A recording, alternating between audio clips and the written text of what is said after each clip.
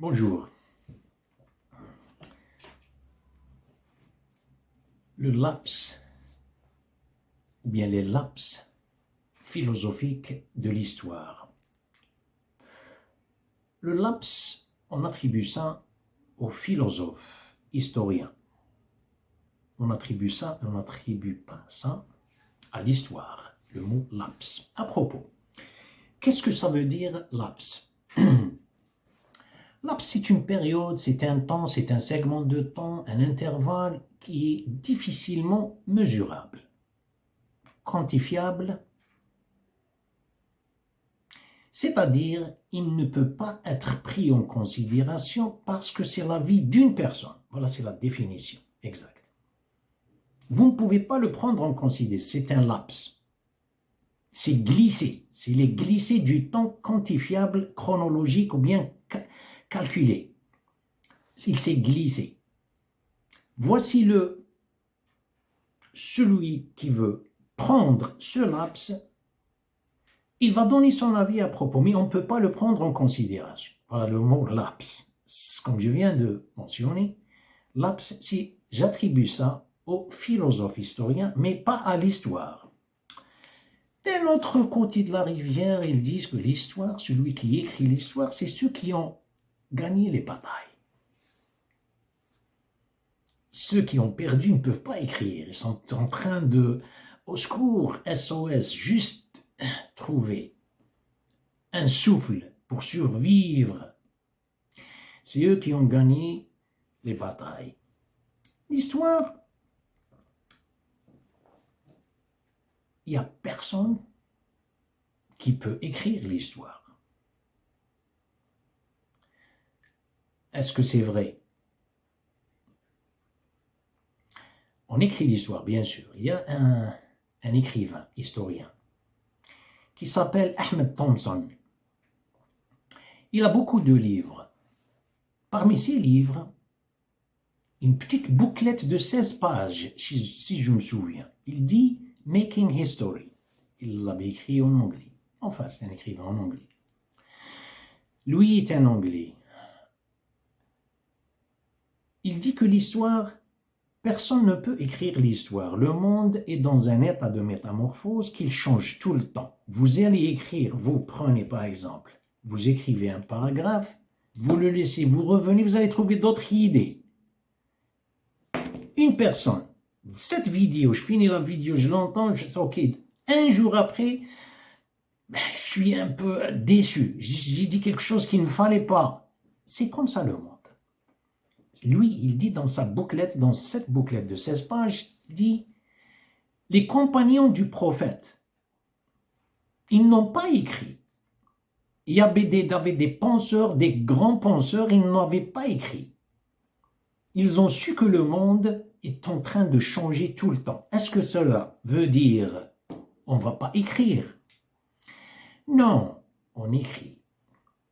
On doit archiver des choses. Mais, méfiez-vous, c'est pas quiconque peut archiver. Quelqu'un qui écrit l'histoire, vous pouvez écrire d'un événement qui existe maintenant.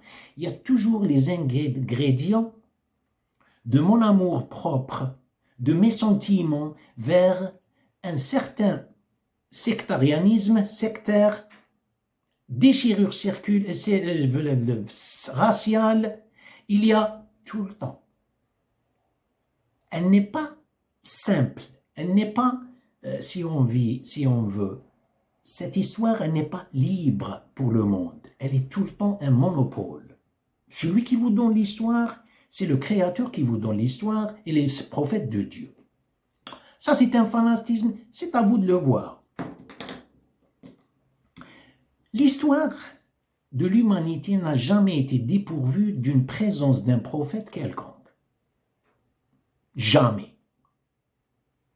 Si l'historien, le philosophe historien qui est tout à fait très loin de la religion ou bien des messages divins qui viennent du ciel, il pense. Ce qu'il trouve, il s'est trouvé. C'est une forme pronominale. Il n'a pas trouvé, il s'est trouvé. Il a pris la lapse, il a commencé à dire The Stone Age, l'âge de pierre, parce qu'il est allé très très vers le passé, il voit il n'y a pas de civilisation. Voilà comment il pense. Il décrit l'être humain d'une manière, il ne connaît rien. Ensuite, il y a le darwinisme, ensuite il y a le marxisme, ensuite il y a... Voilà ce qui se passe chez les philosophes, la grande bêtise des philosophes lorsqu'ils pensent séparément. Ils sont loin de la religion et ils voient la religion comme un fanatisme. Il y a un fanatisme dans la religion, on est d'accord, ça bien sûr. Le fanatisme dans la religion, c'est le pire fanatisme, pire que les autres. D'ailleurs, il y a plus d'idolâtrie en religion que dans l'idolâtrie elle-même.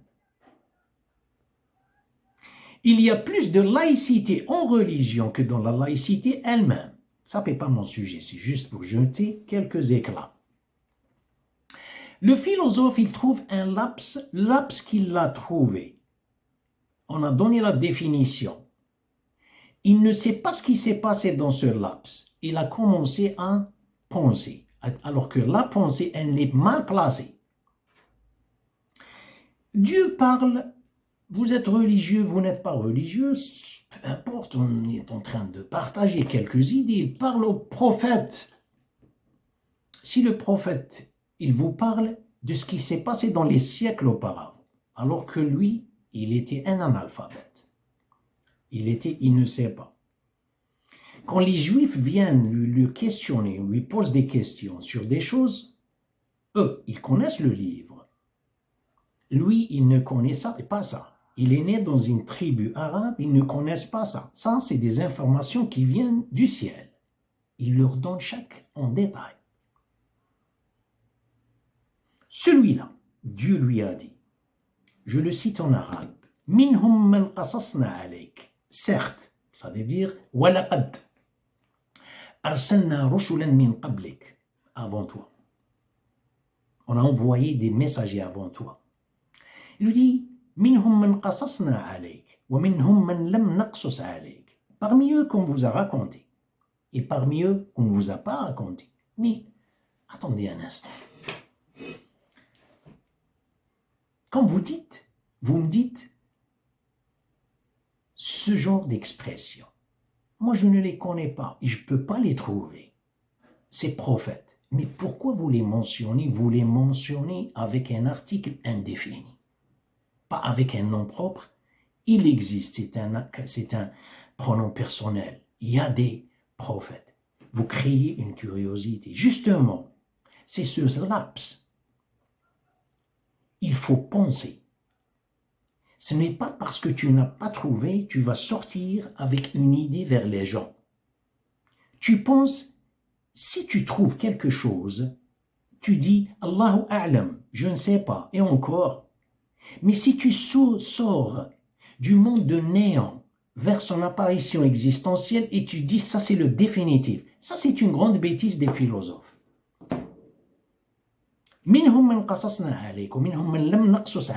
L'histoire ne peut être, n'a jamais été dépourvue d'une présence d'un prophète quelconque avec un grand rôle. Le premier homme qui est descendu ici sur terre, comment Dieu l'avait décrit dans le monde céleste, après juste sa composition biologique, qu'est-ce qu'il y avait? Il lui a appris tous les noms des vins, toutes les sciences potentielles. Elles sont dans le cerveau de Adam, dans le cerveau de chaque être humain. La science, elle est d'une forme cubique, elle est d'une forme parallélépipède, elle est d'une forme trapèze,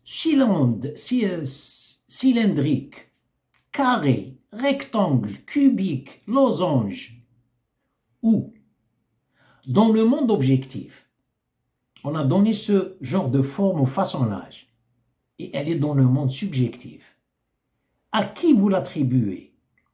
Non, la science, elle n'est pas comme ça. Vous avez trouvé la forme cubique, c'est parce que vous avez la forme cubique dans votre monde psychique. Et vous avez trouvé le cube. La science s'expose à vous suivant la manière comment vous vous êtes approché vers la science. Vous vous êtes trouvé. Celui qui a trouvé la science, c'est celui qui voit la forme et il la laisse et il continue. Celui qui a trouvé, celui-là, c'est un chercheur. Celui qui prend, il sort, il se précipite pour sortir vers le monde physique et il décrit. Celui-là, il est en train de se décrire. Vous allez dire, tu exagères. Voilà la formule, s'il y a la formule. Attention, hein. Pendant l'époque de Newtonian era, l'époque de Newton, ils attribuent ça à Newton, c'est le physiciste, le physicien, je ne sais pas comment on dit, mais pas uniquement à lui. Ils parlent, tous les physiciens, pendant ce temps, ils parlent de l'atome. Le dernier élément indivisible de la matière, c'est l'atome. Ils ont pris cette décision que le monde est dormant, le monde est stagnant, le monde est comme ça. Ce qui est bizarre, c'est l'aide définitive. La science récente, quantum mechanics and quantum physics, je prononce en anglais, peut-être je ne connais pas en français, ils ont trouvé que l'atome, sous des microscopes très très sophistiqués, l'atome, elle se divise à d'autres particules. Ce qui est bizarre, c'est que les particules sont en motion, c'est-à-dire elles sont en transit. Des fois direct, des fois en curve, c'est-à-dire en courbe. Ce qui est bizarre encore, le mystère, c'est quelle est leur destination. Vous voyez dans le microscope, les particules bougent et on ne connaît pas leur destination. Donc, vous vous rendez compte que la science que vous prenez tout le temps et vous dites c'est le définitif, ça c'est un peu, voilà où réside l'exagéré. Revenons aux philosophes. Quand il parle du laps, il y avait un prophète, le premier prophète qui est descendu ici. Il est descendu avec une civilisation dans son cerveau explorable, exploitable. Tout le temps, tout le temps. Là, quand on dit Al-Asma, c'est les noms divins à travers Adam, comme, par exemple, vous parlez d'une vitre rouge. Les rayons vous donnez le rouge. Une vitre, quoi? Une vitre, elle est jaune. Les rayons vont être jaunes. Les rayons, vous êtes la vitre, elle est verte. Mais Adam, il est exposé. Qu'est-ce qu'il porte? Qu'est-ce qu'il a? Il a l'âme de Dieu. L'âme de Dieu, Al-Asma, les noms de Dieu, à travers Adam, vers les sciences. S'il les laisse, il voit à partir d'une singularité de Dieu, à partir de la ilaha illallah, il voit voir le monde en train d'être en état de métamorphose. Il ne va pas trouver la forme cubique définitive. Ça, c'est l'être humain qui est très loin de l'adoration qui trouve la forme cubique définitive. L'autre, non, il la trouve en train d'être changée tout le temps, comme les anges ont prononcé l'expression de ajz, on dit inadéquat, je peux pas, dit subhanaka la ilma lana illa ma 'allamtana. Lorsque Dieu a parlé avec le prophète, je disais minhum man qasasna alayk wa minhum man lam naqsus alayk, c'est à propos des prophètes, il n'y a pas de laps. Il y a des prophètes qui existent. Et le prophète, il vient avec une civilisation, ils ont développé des civilisations que vous ignorez. Vous ne pouvez pas ça parce que vous allez très loin. Derrière, vous allez voir l'homme de la cave. You know, with the stone, c'est comme il prend, par exemple, un bâton. Ça, c'est bizarre. C'est bizarre ce qui se passe. Quand l'être humain, il n'a pas trouvé, c'est parce qu'il ne veut pas chercher. Parce qu'il n'a pas la patience d'être un serviteur de Dieu. Dieu va vous donner le laps entre Idriss et Noé, ce qui s'est passé. Il y a dans les lettres du Coran, il y a des mystères. Dans les mots, dans n'importe quel mot, il y a du mystère. Cette civilisation qui s'est sur Terre, deux mots. Je vais dire quelque chose. Ce qui est bizarre, c'est que des étudiants universitaire. Musulmans, les autres, c'est ce que l'histoire, ils leur ont donné cette histoire. Je parle du monde de l'Ouest et de l'Est. L'histoire et le darwinisme et tout ça, c'est pour cette raison qu'ils veulent vivre dans ce laps qui est la perception, la conception d'un philosophe qui avait, lui-même, il avait dans son cerveau l'âge de la pierre, pas dans le sens de le critiquer, l'âge de la pierre, c'est dans l'atom qui ne bouge pas. C'est le cerveau qui est l'âge de l'époque de, je veux dire, l'âge de la pierre. Psychique, ça, je suis d'accord avec toi. Mais parler de l'histoire, l'âge de la pierre, ça n'existe pas. Il y avait des civilisations, Dieu nous a parlé pas mal, ils étaient plus forts que vous. Vous voyez aujourd'hui cette civilisation qui est aujourd'hui, les civilisations, vous parlez de civilisation, il y a des structures gigantesques. Est-ce que l'être humain est civilisé? Ça, c'est à vous.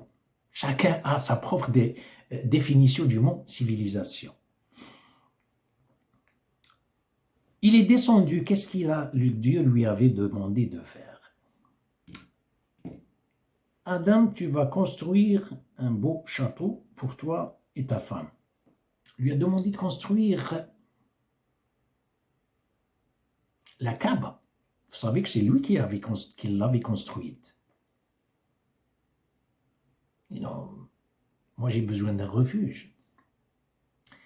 Le premier mot, plutôt le premier homme, le civilisé qui avait les sciences dans son cerveau,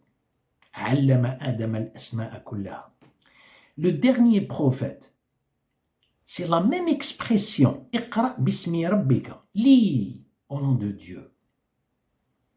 C'est les sciences. Celui-là, Dieu lui avait demandé de construire la maison de Dieu. Construire. Est-ce que Dieu n'est pas au courant que l'être humain n'a pas de logement? Il a besoin d'un logement, n'est-ce pas? Mais le premier logement, c'est le logement, il est dans ton cerveau. Voilà le vrai logement. Le prophète, celui-là, quand il est allé à Médine, il avait construit la maison de Dieu, la même chose, c'est la même mission. Avant de construire la sienne. Mais le vrai logement, le vrai refuge, c'est cette Kaaba. Elle est mal à la mosquée lorsqu'elle a son vrai rôle, pas aujourd'hui. Hein. Aujourd'hui, non. C'est un autre sujet. C'est 4 piliers.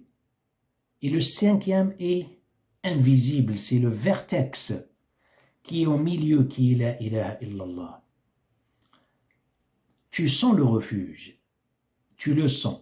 À partir d'ici, tu parles de l'histoire. Pas l'histoire qui a été écrite par ceux qui ont gagné les batailles. Que Dieu vous protège et à la prochaine.